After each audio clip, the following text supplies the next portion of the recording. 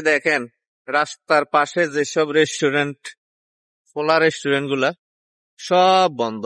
এই যে ওই মাথা থেকে এই মাথা পর্যন্ত দেখেন একটা কাস্টমার নাই। বেড়া কাস্টমার নাই তো রেস্টুরেন্টের লোক নিবে কি করতে এখন?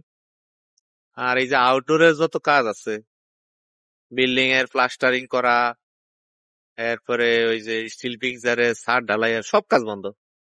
যার কারণে ক্রোয়েশিয়া এই মুহূর্তে শীতের সিজনটাতে ডিমান্ড একটু কম থাকে, আর পারমিট অনেক স্লো বের হয়, খুব দ্রুত বের হয় না। সব আউটডোর বন্ধ। দেখছেন রাস্তাঘাটে কোনো মানুষ আছে? এখন সময় মাত্র 4:30, দেখেন রাস্তাঘাটে কোনো মানুষ নাই,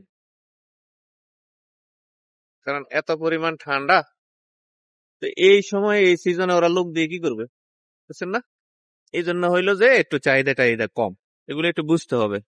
পারমিট দেরি হয়ে গেলে পাগল হয়ে যায় সব, বাপরে বাপ। আর নন স্কিল গুলা আগে থেকেই বলছি যে এগুলো আসলে খুব সমস্যা। এই জন্য কাজ শেখার চেষ্টা করেন ইনশাল্লাহ। আর এই রেস্টুরেন্ট রিলেটেড কাজ শিখেন না, কাজ শিখবেন হইলো ওয়েল্ডার, মেশন, শিখবেন হইলো কার্পেন্টার, শিখবেন still picture, electrician, driver, professional driver, হ্যাঁ। তারপরে কি বলে এটাকে, পাইপ ফিটার।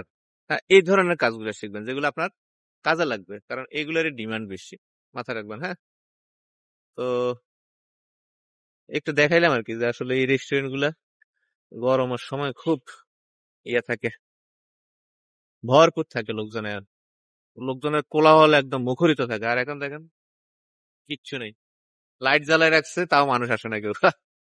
খুব ইয়ে অবস্থা। ঠিক আছে,